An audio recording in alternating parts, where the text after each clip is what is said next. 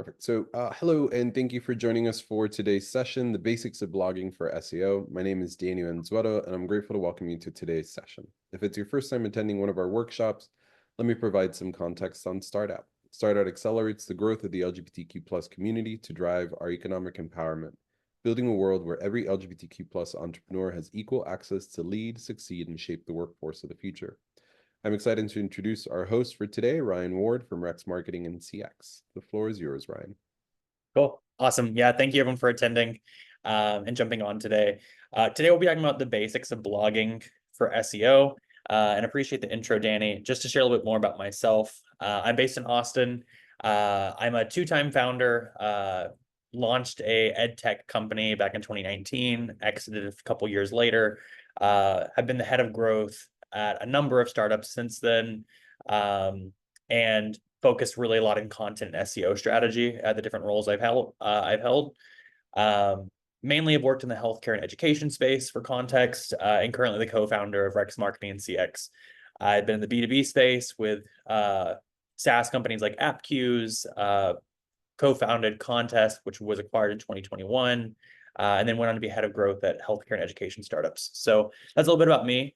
And just about Rex Marketing and CX, we focus on working with early stage startups, especially mainly those in the consumer healthcare space. However, we work with a variety of industries, so not exclusively healthcare, but that's really our niche.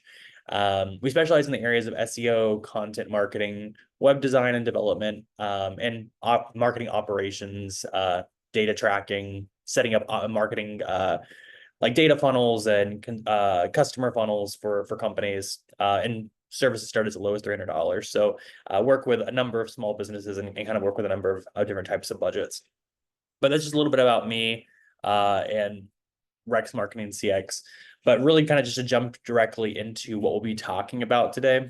So we're going to first start with what is SEO. If you've attended any of my previous trainings, I always like to kind of start there, just for context and level setting of SEO, why it's important. I'm sure some of us are coming to the call with different varying understandings of SEO and different background knowledge. So really just kind of like to level set there. We'll then jump into keyword research, look then at structuring and guidelines to writing effective blogs, how to measure success of your blogs or content marketing, and then ongoing strategy for what you'd be looking to do in a long-term plan for blogging and SEO. So first, what is SEO? So SEO, I'm sure, as hopefully most of us know, stands for search engine optimization. When it comes to search engines, the main ones that we typically hear about are Google, Bing, Yahoo, may have heard of DuckDuckGo, and there's many more search engines out there. And really what a search engine is just how consumers find information on the internet. We typically have a question. If we're looking for information, we go to a search engine and conduct a search to find that content or that answer to whatever we're looking to get content on. So whenever we talk about search engine optimization, we really talk about optimizing for Google search. 91% of all searches are conducted on Google search. And generally speaking, the other search engines follow suit to Google. So whenever we talk about SEO optimization, we're really talking about optimizing for Google, which then in turn optimizes for the other smaller players in the search engine space. So first, like, what is the importance of SEO? If you're here today, you obviously know that SEO is important, and blogging plays into that strategy. When it comes to SEO, it's all about driving organic traffic and organic leads to your website. It also plays a role in generating backlinks, which in turn help establish your authority and credibility as a brand, as a domain, and just really helps from a brand perspective as well. But the main thing I like to say about the importance of SEO and optimizing for SEO is you're reaching the right people at the right time when they're looking for information, an answer, or a product. So that's really what it's about, is how do we get in front of our ideal customer or our ideal user when they're looking for content or a product that we offer, and how do we get in front of them organically without having to spend advertising dollars. One like important metric to call out too, whenever we talk about SEO, we really, and how to drive success from SEO, it's really about rankings, and how do we rank to the top of the first page of Google search.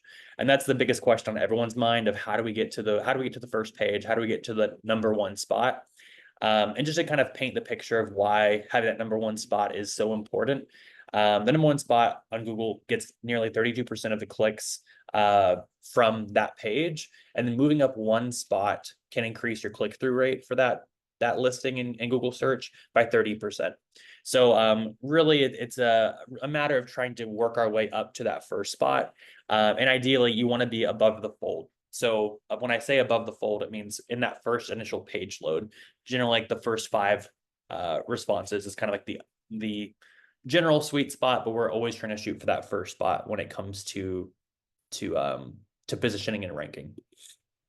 So that's just a little bit about SEO and why it's important and why companies prioritize it and why obviously you're potentially prioritizing it or looking to. So when it comes to blogs, the one thing I always like to say is, maybe you are an expert in your field, maybe you have an extensive amount of background knowledge on, your industry or your topic or what have you. However, just because you enjoy a topic or like a topic does not mean that you should write about it. And that's sometimes often confusing to founders and individuals who have a lot of industry experience. Really, when it comes to blogging, it's all about the keywords we're looking to target and that we're looking to rank for. And unfortunately, maybe you enjoy a topic or you like a topic, but that doesn't necessarily mean that you're going to rank for it or drive traffic to that topic. That's not to say that you shouldn't write about that topic if that's something that contributes to your brand and contributes to your story, and you want to produce that for your own sake. But I wouldn't say going in and writing something just for the sake of it and thinking that's going to perform strategically. So with that being said, the reason why we would do that is because we really want why we would not do that is that because we want to focus on the keywords we're looking to target. So keywords are the words or phrases that people are searching for in online search. To call out, there's short tail keywords and there's long tail keywords. So I have an example here, like a short tail keyword example would be like mental health. As we all know, that's a very general topic. It's a very general term that's used widely among different industries and widely different among different pieces of content. Short tail keywords are more general in nature and highly competitive.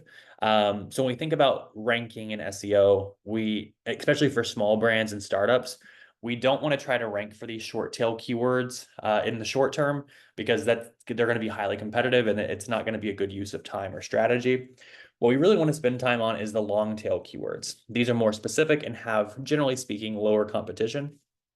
So for example, just taking that first short tail keyword, mental health, to make it even more specific, we would say like mental health tips for teens as an example. So, and this is, we use mental health here as an example, but it's like the difference of saying, online review software. Maybe you have a product or software that's about online reviews. Online review software is less specific. And then we make it a little bit more specific. Online review software for car dealerships.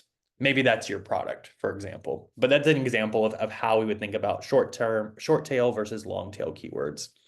When it comes to how we conduct keyword research, my first thing I'm going to say is if you are thinking about investing time into SEO and content strategy, now is the time to invest in an SEO focused tool or a keyword research tool. I generally recommend using SEMrush or SEMrush or Ahrefs. Those two tools are kind of like the gold standard in my experience and in my opinion for SEO tracking, reporting, and keyword research. However, I believe too Ahrefs is a little bit more expensive. Last time I checked their pricing over SEMrush, but I would recommend looking at one of those tools if you haven't already invested in a keyword research tool. There are different tools out there. This is not a comprehensive. There are more than two, but these are the ones I recommend as in my experience, being the highest quality. However, there's a number of tools out there that you can find that have that could be cheaper options that fit your budget. But long story short, I'd invest in an SEO tool as like a first step. We don't want to, in order to work effectively, it's important we have the right toolkit. We can't build a house without a hammer. So if we're going to start building out a content strategy and building out an SEO strategy, you need to have that tool in place to build upon that. Whenever you're in those tools, whatever tool you decide to move forward with, they have the keyword research tools within them as part of their feature set and part of their suite. And the important thing to consider with keyword research specifically, regardless of what tool you're using, not all content is created equal. And what I mean by that is content in itself is a funnel. So we talk about the marketing funnel as, from awareness building all the way on to conversion, the ultimate thing we're trying to get someone to do. But at the end of the day, when it comes to content, the content follows that same type of funnel. So there's awareness building content, which is probably going to be more informational.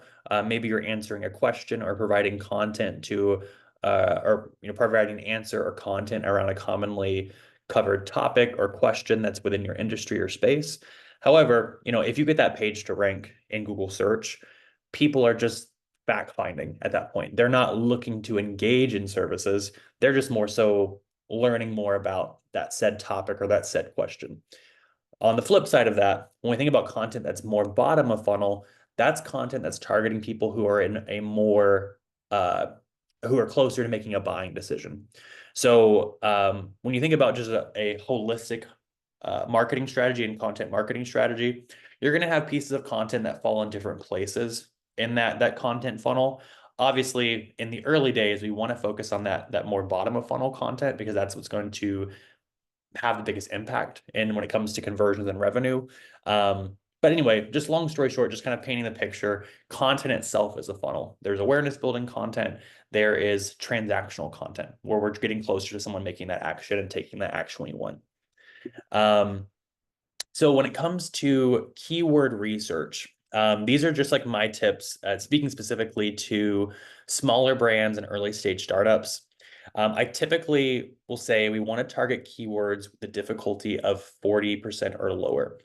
So I have a screenshot here just of like an example of what you could expect. This screenshot is from SEMrush, so you can expect of what it would look like. And each tool has a very similar UI.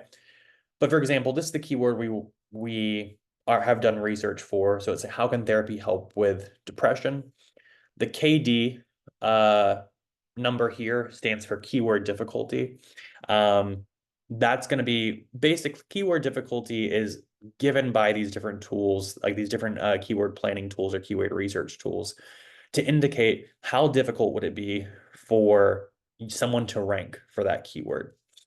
Generally speaking, for early stage companies, I say to aim for 40 or lower, especially if you have not had press, you don't have a lot of backlinks, you're dealing with a newer brand or a newer domain that you're trying to establish authority for.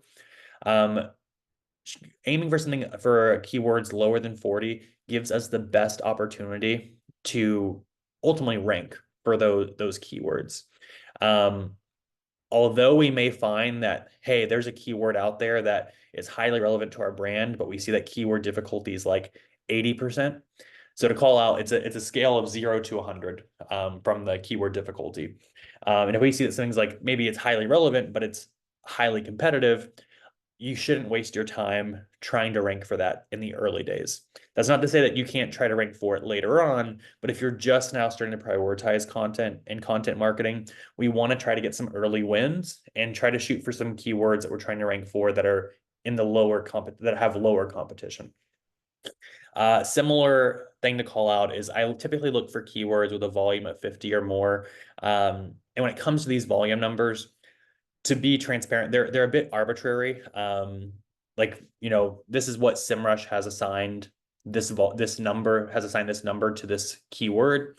It's not an exact science. SEMrush does not have all of the data in the world on how many searches people are actually doing in Google search. It's more of a arbitrary number that they take based off of trends that they've pulled from Google search and kind of what you could expect.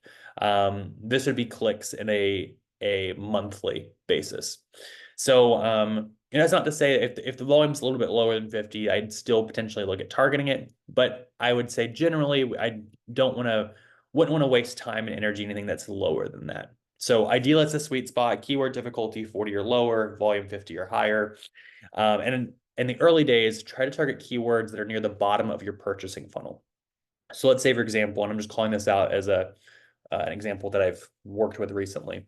There's a difference between, maybe you are a travel company, and your awareness building type of content is, uh, you know, uh, best places to eat in Italy, for example. But maybe your actual product or service you're selling is a guide to that country.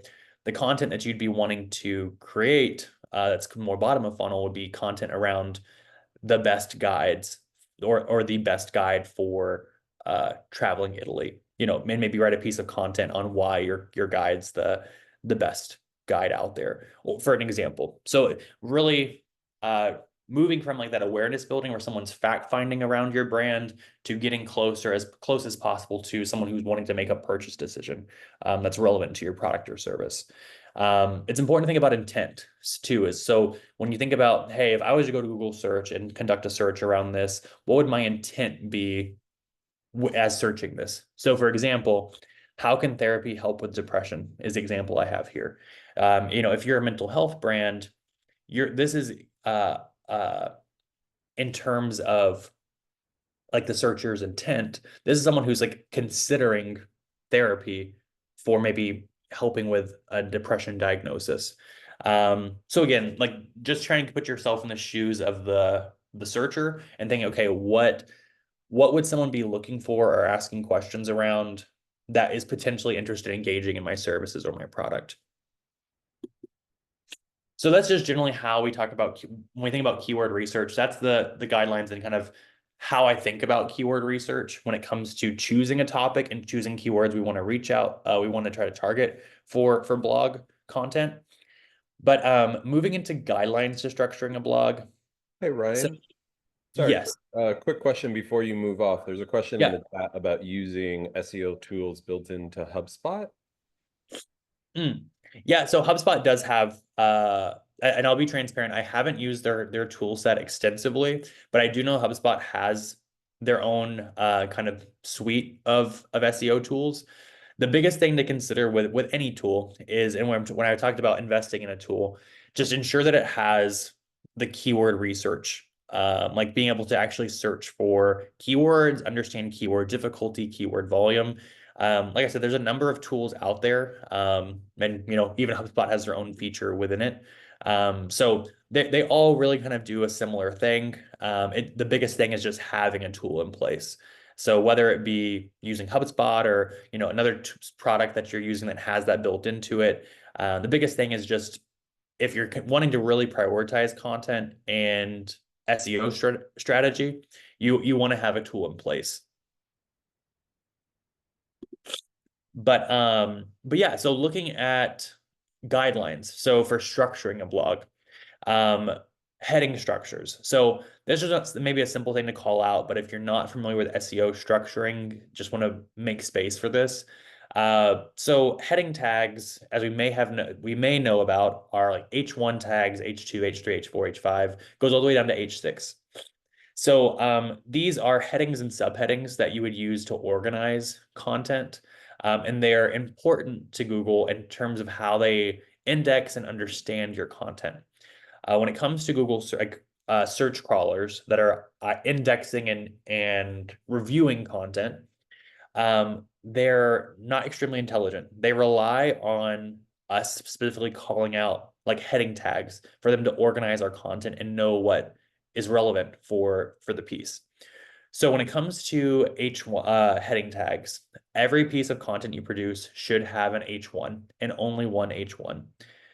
I say that's 99.9% of the time. They should always have like a single H1 heading. That would be like the title of your blog post. Then any sort of subheadings, you'll want to use subheadings within your blog content.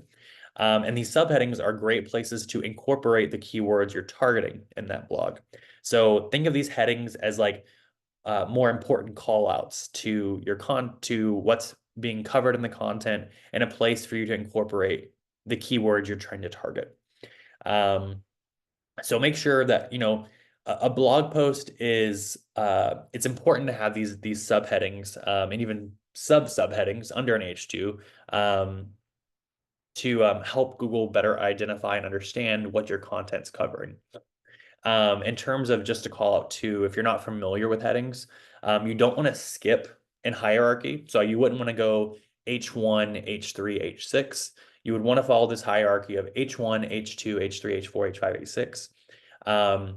And to call out, the way the subheadings work, H1 is like the main title, so to speak, the main heading of your piece.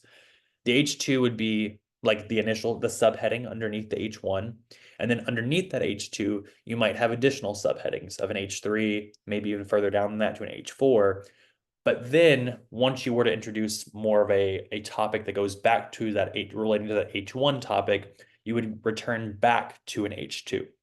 So for example, it would be, this is one way it could be. It could be H1 is your main title. You'd have an H2, H3, H4. Now we're going back to that main topic again to, further qualify. We go back to H2, then maybe we go H2, H3, back to H2, maybe another H2, maybe another H2, H2, H3, H4, back to H2. Basically, you think about, this is how we're really grouping the information together. So hopefully that was clear, that makes sense. But we're gonna kind of, once we in that idea underneath that H3 or H4, and we want to start again, we go back to the H2. So it's important to follow heading hierarchy because it helps Google parse through and better understand your content. And I advise, just if you haven't already, if any content you've already written, go through and introduce those headings. If you have blogs that you've already written that don't have that structure. So the importance of readability for blogs as well. It's important to make content scannable to someone's eye. When it comes to readability, we don't want to have it's not going to look like a scholarly piece of content. We want it to be broken up into highly digestible paragraphs. We don't want someone to land on our page and see a never-ending paragraph of text. That's just, from a readability perspective, it is hard for someone to actually engage with. And additionally, I like to say we want someone to jump on the page and immediately be able to pull away information of what this is about, what is this covering, etc. And you do that by having shorter paragraphs, potentially bullet points, visuals, infographics even. And your content, generally speaking, you want to have a hook in that introduction. So, which, just with any sort of writing, you want to have that hook of gets someone to want to continue reading and engage with the content. Your body would be the main points that you're covering. And then at the end of the thing, at the end of your blog, you're going to have a conclusion. And ultimately, one thing that I often see is left out is a call to action. At the end of the day, we are wanting someone to come across this blog and take some sort of action. Maybe it's to sign up for our wait list if we're a pre-launch product. Maybe it's to book a demo. Maybe it's to make a purchase or add something to a cart. Whatever it may be and whatever is relevant to your business, you want to ensure that you're including that call to action in your sign off, in that conclusion. Like why would you want someone to come to this blog organically and find you if you didn't have a call to action for them to engage with your services? So generally speaking, that's just how we think about readability and like the text itself and how we structure that blog post. Tips for engagement. Obviously, I'd say focus on the quality of your content. The whole point of having blogs on your website is to inform, solve problems, entertain. That's really the main reason we have content on our website, and obviously to rank organically. I find that conversational tones can make your writing more engaging. as I'm sure we've all done to some extent, you may have used AI for previous blogs or have used AI to some extent. You often find that it's non-conversational. It doesn't have much tone as it relates to your brand, and maybe it doesn't speak to your ideal customer or your ideal client. One thing that you can do that I often find helps, maybe if you use AI or ChatGPT to get the blog started, to give you a direction or even an outline, I'll often go through, make the content more conversational, use storytelling or examples. Like if you're a consultant and you have a example of work you've done for a client, pulling that in to make the content more relatable and more human. Or maybe your product, maybe you can call it like a case study or an example of how a customer has found success with your product or your service. But using storytelling examples can really help make the content more human and more engaging. Um, and one other tip that is often that I find is a great strategy. I'm sure maybe we've all done a Google search and we've seen that like maybe you ask a question in Google search and you'll see other people have asked or people also ask, and it has that drop down of different selections. Whenever you're thinking about like, hey, what should my blog piece even be covering around this question? What should I include in this blog post around the topic? I'll often sometimes go to the Google search, look for that keyword and parse through the what people also ask section and consider, I mean, it is not always relevant, but sometimes I'll consider, hey, maybe I should introduce a paragraph or an H2 section to my blog that also answers that question. That can actually help, especially with Google's new generative search experience. That can help improve your rankings. It can also help your blog become more informative. The new Google search, our generative search experience that was launched by Google earlier this year, which some people may know what I'm talking about. The new kind of AI like interface of Google search is really prioritizing informational content. And by answering more of these people also ask questions, it can help your piece appear more informational and cover the topic more thoroughly than competitors may be covering it, and can really help your organic rankings for that piece of content specifically. Again, call out sometimes it's not relevant. Maybe that some of these things that are shown in the people also ask section don't really pertain to your brand or don't really pertain to the topic well, or what have you. But I find that I'll try to incorporate some of that into a blog piece to also help with its rank performance. Another important thing to call out is links within your blog. This refers to internal and external links. So internal links, I highly you should be using them wherever possible and wherever it's relevant to the content. So by having more internal links, not even just on your blogs, but like anywhere on your website, you're giving those pieces of content and those pages more visibility in terms of Google search crawlers. So when they're crawling through your blog post, they're flagging, oh, there's a link to page A, page B, page C. And that helps these other pages on your website. So whether it be you're linking to another piece of content that you've written, maybe you're linking to your homepage, maybe you're linking to industry-specific landing pages, whatever the case may be, it's important to try and find as many opportunities within your blog to link to internal places on your website. So like these internal URLs that you're using already. Also to call out, linking to external sources won't help your own SEO. That's sometimes a misconception that, oh, if I link to these outside sources, it'll help my own search performance, but it doesn't work that way.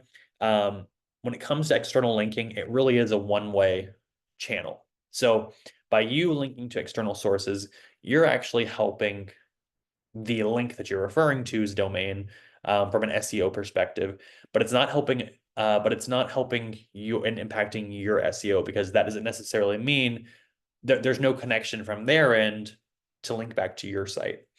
It's a different question. It's a different scenario if they are linking to your website, but if they aren't, it's not benefiting you from an SEO perspective. However, having external links within your blogs can help establish you as an authority, especially if you're talking about data or you're referencing some sort of facts or information. it's important to have those external links just to help, establish credibility, authority in your content. But again, it's not going to impact your SEO performance. However, the internal links do help and impact those pages that you're linking to internally within your domain.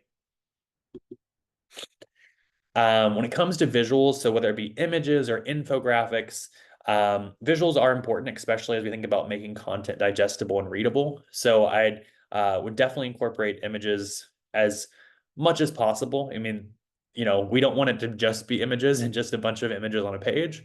But if you can incorporate, obviously, at the minimum, a heading image, like a main featured image for the blog, maybe incorporating an infographic further in the blog, or it depends on the content, but visuals just make your content more engaging and dynamic. Whenever you add images, whether it be, an image like this one here on the screen or an infographic, you want to make sure that you're including alt text, which is usually, depending on your website builder or whatever tool you're using to manage your blogs or your content, there's going to be an option for you to add alt text to your image. Alt text is just it's an accessibility parameter for images. So if for whatever reason, the image doesn't load, or someone, has a visual impairment and they're using a screen reader, the alt text is what someone would be shown or be given if they couldn't visually see the image. The alt text is a great place to incorporate keywords into your targeting as well for your blog. But obviously make it relevant. You don't want to just stuff keywords in there to be stuffing them in there. But it could be like, for example, if using this image as an example, maybe you wrote a blog post on the best Canon cameras, for example. Maybe this alt text would be image of top Canon camera, for example, that throwing something out there. But try to find ways to incorporate those keywords into the alt text from an SEO perspective. That'll help you rank, because you're including those keywords further in terms of volume in that piece of content. Also, just call it too, make sure your images are in ideal, like generally speaking, like a compressed image, what's what I'm looking for, like a compressed image file. So like ensuring that you're not overwhelming your website or your servers by having large images that aren't scaled down. That can impact loading times, which in turn can affect your SEO, which is again why we shouldn't just stuff a page with a bunch of images, because that can greatly impact the page loading speed time. And Google, from a search engine perspective, they really are prioritizing user experience. And if they find that a page is loading slower than another page, they will prioritize a faster loading page from a user experience perspective. So generally speaking, that is just some guidelines. One thing to call out that, that's top of mind, sometimes I get this question a lot, going back to just blogs in general, is, oh, how long should a blog post even be? In my experience, I recommend whenever you write a piece of content, having at least 1,200 to 1,300 words for a piece of content. And it depends on your strategy and the keyword and the topic. But generally speaking, I find that to be the most ideal word count length. There is merit in having long form content as well. Like long form content gives you more opportunity to explain a topic, go deeper, go further in the topic. But I'd say at a minimum, 12 to 1,300 words. Longer form content does give you more opportunity to perform better. At the end of the day, however, I'd say all of your content should not be long form content, in my opinion. The reason being is that it can be harder to engage with as a reader. How many times when we're looking for content online do we see that, if a blog is too long or too thorough, we are like, okay, I'm not going to read through all of this, or I might just not engage with the content. It's important to have a mixture of content, and it depends on the topic too. There are some topics where you can't go deeper. It just a shallower topic. And there are some topics where you can go much deeper and delve much more into the content and writing more. So yeah, just to call out as well for in terms of guidelines for blog writing, minimum 12 to 1300 words.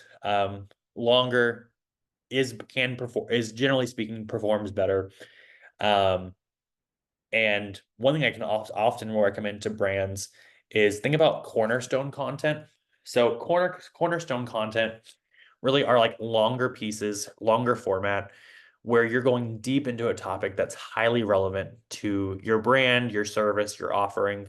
Um, and there is merit in, like I say, in the early days, spending time fully researching and investing time and energy into having a couple pieces of uh, cornerstone content that's really, speaking to a problem or an issue that your brand's solving and going deep into it.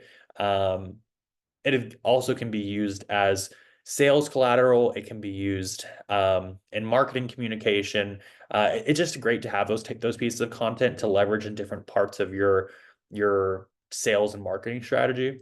So also, again, I'd recommend some of that longer form content as like cornerstone content that really speaks to your brand service offering. So when it comes to content marketing, it can often feel like, okay, I've spent time doing these blogs. I have all this content. How do I know if it's actually working? Is it driving traffic? Is it driving sales, revenue? And biggest thing that I can say when it comes to content marketing and SEO, just generally speaking, everything you're doing, just this is like a word of advice for anything you're doing from a marketing perspective. Try to understand how the activity you're doing is connected to revenue generation. How am I making money from this? How am I driving bookings from this? How am I, um, driving purchases or add to carts or whatever the case may be? To do this, you're going to want to implement Google Analytics. You're going to want to track purchases or key events for your business within Google Analytics. Key events is kind of like the main conversions that are most important within Google Analytics to your business. This could be, like I just mentioned, it could be purchases, it could be bookings, demos. Every business is different, and kind of what that key event for your business really depends on your product, your service, and also sometimes your stage. Like maybe you're pre-launch and the key event that you're driving right now is waitlist signups or newsletter signups or whatever that may be. And maybe if you're later stage, you're more focused on purchases, bookings, demos. At the end of the day, you want to be tracking those things, because then you can then tie performance to those events within Google Analytics. It's important to understand how people convert who find your blogs organically. So whenever you're looking at the source and medium of your traffic, source and medium is the terminology used within Google Analytics to determine where someone's coming from and how they got to your website.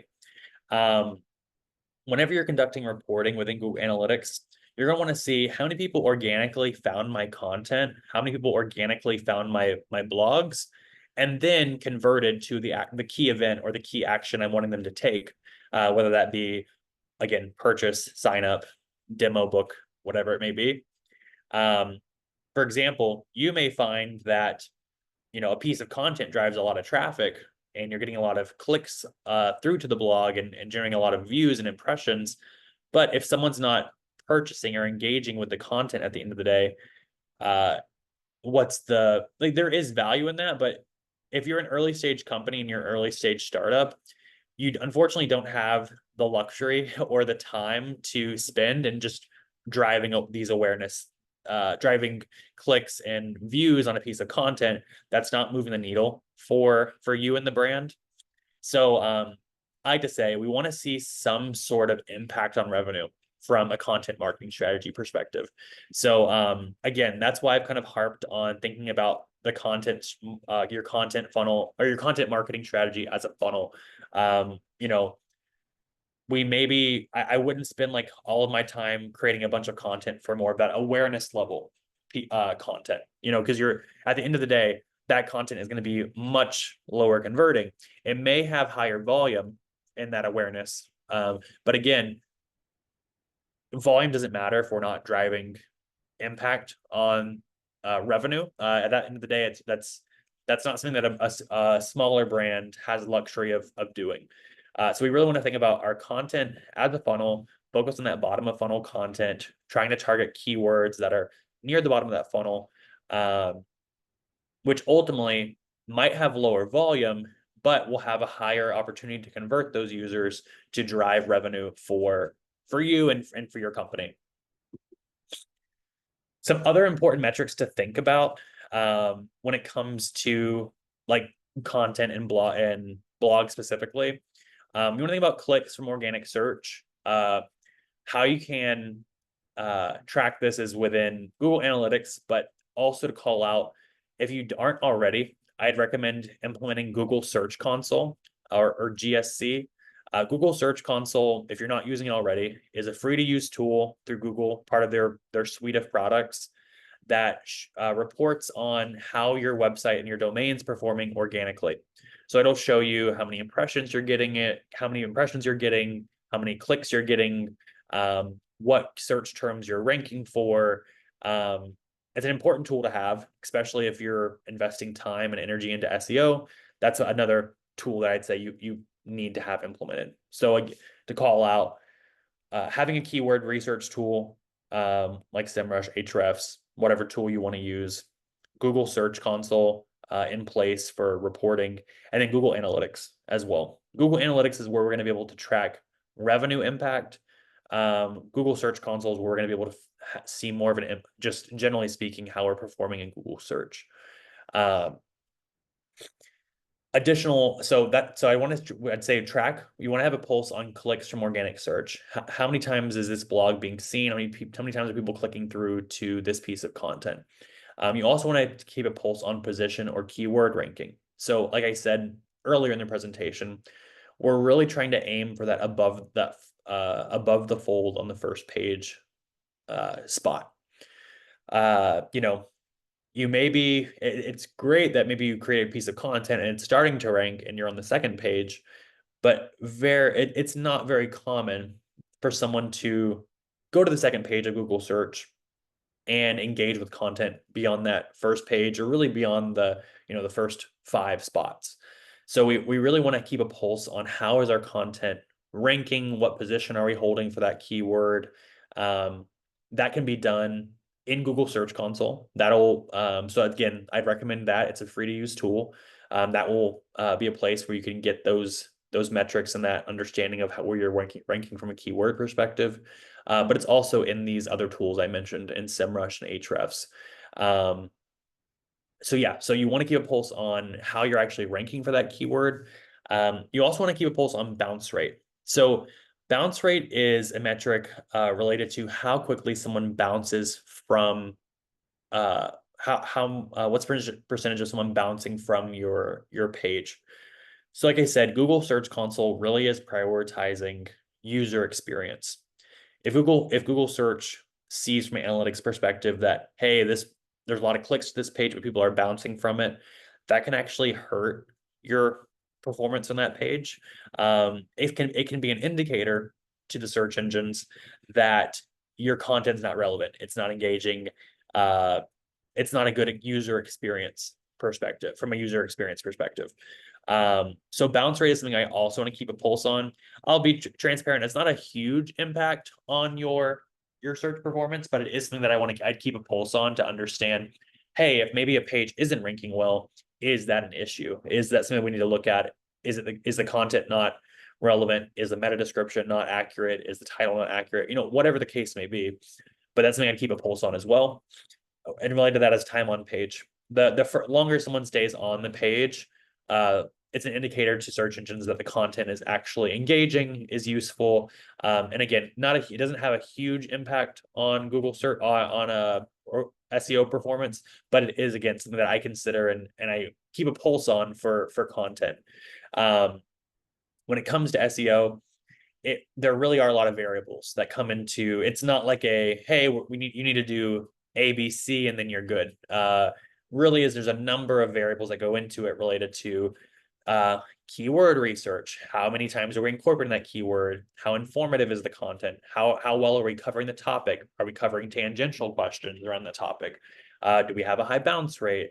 What's our domain authority? Like there's so many variables that go into SEO performance. So again, like these are great things to have a pulse on, but it's not a make or break it. But I like to have an understanding of this when I think about content performance. Something that's less important is impressions, and I want to call that out specifically. Impressions really is a vanity metric, in my opinion. Like I mean, it is like it's you know, it's great that you're generating impressions from the content that you're producing, but again, as a small brand, as a small startup, you don't have the luxury. Like impressions aren't doing anything. Like they're not driving engagement. They're not driving someone to your website. They're not driving revenue. And when I say impressions, I mean impressions in search. So, someone might be seeing your piece of content in search, or, it might be loading on their screen, but if they're not engaging with it, then it doesn't really matter for at the end of the day. So that's when it comes to metrics. Those are things that I really think about and prioritize when it comes to understanding how is a piece of content performing over other pieces of content on our website. And again, how is if I'm investing time and energy and resources into content strategy, how are these metrics, like how are they measuring up? Are we seeing that we're generating clicks? Are we actually ranking on the first page? Are we ranking the top 5? Are people engaging with their content? Are people spending time on the page? These are all things that I ask clients or myself when we're doing content and spending time on it. So when it comes to ongoing blog strategy, so we've kind of talked about, the importance of SEO, how we think about conducting research, how we write the blog, how we measure its success. But really, when it comes to strategy, blogging is a mixture of volume and strategic thinking. So there is no one size fits all to the amount of content you should be producing. I will say the more content you have, the higher potential you have for visibility. And that's not to say, hey, let's just, use an AI tool and crank out 2,000 pieces of content or whatever it may be, and then just post a bunch of stuff on our page and we'll be good. As I said previously, you might like a topic, or there might be you might like a topic you want to write about, but if it's a highly competitive keyword, it's a waste of time. Like it's not going to help you rank if you're a new brand or a new company, or a new domain. You really want to spend the time to conduct the strategic thinking and strategic research around, hey, what keywords should we be going after? How do those fit into our content funnel strategy? Are these more top of funnel? Are these bottom of funnel? Like there's a more strategic thinking that needs to go into blogging and just content creation in general versus just cranking out a bunch of stuff that doesn't amount to anything. However, volume is a big player when it comes to seeing the impact of content marketing on your company, on your company and on your revenue. Content really is one of those things that grows exponentially. As you build up your library of content, you're going to continue to see that growth over time with the more content you produce. Again, as I called out, not all content is created equal. It really is a matter of thinking about your end user, your end customer, and creating content that is relevant to them. If you're a small, there's millions and millions of sites on the internet. If you're a brand new website with like 3 pages or 4 pages, a very simple website with no content, you're in a sea of competition. By having more content and more pages on your website, it just introduces more opportunity for you to gain visibility and gain ranking. If you take the time to do that strategic thinking, that strategic planning, and keyword research. One tip I'd say as well, when you think about strategy and content strategy, is look to your competitors. That can often be something that in the early days can be a large driver of topics and help you kind of get things started. So what are your competitors writing about? What are they covering? Again, as I've said, just because your competitor has a piece of content on it, though, on a topic, if they're highly authoritative, if they've been around for years, if you're in a space that has a lot of competition and a lot of noise, don't think that you're going to just be the new kid on the block and jump in and start outranking your competitors. It really is, if you're going against a larger brand in your space, it's going to take time before you have weight to throw around to compete against the same keywords they're ranking for. However, if you are smaller and you do have a lot of noise and a lot of competition in your space, look to try to identify gaps in their content strategy. So maybe they've covered topic A, B, and C, but you realize, hey, they didn't talk about this industry, or they didn't talk about this topic as it relates to those areas. And that can help identify gaps in their content strategy that you can then fit into and create content around. Again, you would then want to conduct, if you kind of have the hypothesis, you would take the hypothesis, conduct keyword research, and kind of further prove that's the direction you should go before you write that content. But this can be a kind of a guiding force to help you understand, hey, what are other people writing about? Should we cover this topic? Does it make sense for us to compete against them? If not, should we try to find a gap in their content that we can then cover and leverage? And when it comes to SEO and SEO strategy and content marketing, I like to say be patient, but not too patient with results when it comes to SEO. As I said, SEO and content marketing is really an exponential return, where like if you're starting with zero, the more content you produce, and the larger your content library is, the more exponential returns you're going to see from that. Especially if you're just starting,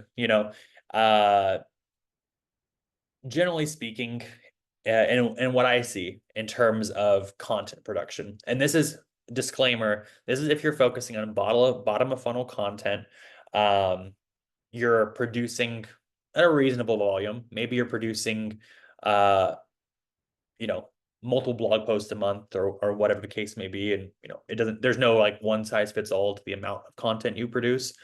But you should start seeing some sort of movement in 45 to 60 days. That's what I typically see, and that's typically what I like to shoot for, especially for early stage companies. If you aren't seeing some sort of movement or some sort of impact, and it may not mean that organic's going to be your number one driver of sales in 60 days. That's not what I'm saying. It's more of that we start to see some early returns in terms of rankings. We're starting to see that we are ranking for new keywords. Maybe we've seen that we're maybe not on the first page of Google, but maybe we're on the second page in the first 45 days. And then we have something to work with. There's indicators that we're moving in the right direction. If you spend 60 days of producing content and you're not ranking anything, that leads to me that something needs to change from a strategy perspective. One thing to call out, as I mentioned many times, think about the bottom of the funnel content. That's where in the early days, you're going to have faster wins, or, it's going to take less time for you to actually start generating revenue and generating return from content and content marketing strategy. But that is all I have for y'all in terms of SEO, blogging, and kind of how it relates to overall business success. So I'm going to let me see, would love to jump into the questions here and see if people have any questions that I can answer in this last bit of time. But if you're interested in exploring content marketing or just seeing how it could impact your business and blogging specifically, feel free to reach out and book a call. I'd be happy to chat with you and just see if it makes sense for you and your marketing strategy. But let me see if there's any. Yes, we have a few questions, Ryan. Thank you again, as always, for being such a great partner and sharing your insights with us. I know you mentioned a few, but some folks asked if you could share some free keyword search tools.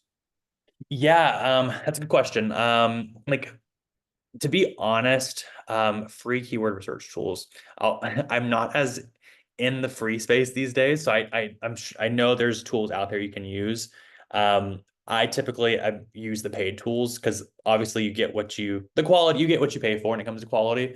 So there are tools out there. I'd recommend just doing some research around around that topic. But again, I think that, in my opinion, I definitely would say, if you have the means, turn towards the paid tool, because you're going to get what you pay for out of it. Yeah, but I don't have any that I could recommend on top of my head right now. Awesome, no worries. Thank you. Any examples or places where folks can find how to use headings within a blog? Yeah, so when it comes to headings, like I'd say there's HubSpot's probably written a piece of content on this potentially, but like when it comes to headings, it can be a little confusing, but just think of it as how you're organizing your information. So H1 is like your overarching idea, or your title for the blog. H2 would be a subheading underneath that H1, so a subheading that is, a subcategory of the topic of H1. Then maybe within H2 in that heading, maybe you have other sub content. Maybe there's a bulleted list or something else. That'd be an H3. And then maybe there's something underneath that H3 that's even goes a bit deeper. That'd be an H4. But think about it as how you organize the content. So like once we finish that idea, maybe we go back to another H2, which is a sub piece of information related to the H1. So think about, that's how they relate to one another, is the best way to think about the heading structures. Thank you. Question here says, I've read some growth hackers recommending programmatic SEO strategies that spew out high volumes of blogs that are almost identical with slight changes to titles and headings to maximize keyword rankings. Seems like a suboptimal strategy, but would love to hear your point of view. Yeah, so I think that, yeah, I'd agree. It's a suboptimal strategy. However, I will say that there is that is a strategy that some hackers, growth hackers, will implement. And I'll be transparent. I was at a mental health care startup, and we did that to a little bit. I would say that at the end of the day, Google does not, like, you want to have content that is informational and unique. If content is too similar to one another, it can actually hurt your performance and cannibalize keywords you're targeting. So the ways that I've done it in the past is I've made sure we've used that strategy to create a large amount of posts at one time, but we made sure that the content was dynamic enough that we weren't just like changing titles and headings. We were also changing the actual content and changing keywords within the content that relate to the keyword we're trying to rank for, if that makes sense. So that is a strategy you can implement. I would say be careful to ensure that you're making sure the content is unique enough, in order so it's not cannibalizing against the other pieces of content you're doing. But it definitely is a growth hacking strategy. Awesome. And last question in the last minute, how important is it for blog authors to be experts within the space? I'd say depends on the brand and depends on the tone and, voice that you're trying to portray to your end client or end user. I'd say that, if you're a consulting company and someone's looking at working with you for, high dollar consulting, then I'd say that it is important that as the author, you're an expert in the space. If you're producing a piece of content that's, less that doesn't need to be as important on the author's credentials, then it's not as important. Maybe you're in the healthcare space. Maybe it is important to, based on the topic, you want to have a medical expertise. But I will say, from an SEO perspective, that's not going to impact your SEO. Whoever the author is who wrote it doesn't impact anything. What it does impact is more the perception of the reader. So that's something to consider. As I said, it really just kind of depends on the perception and tone and approach you're wanting to portray to your end client or end user or whoever it may be. But from an SEO perspective, it's not going to play a role at all.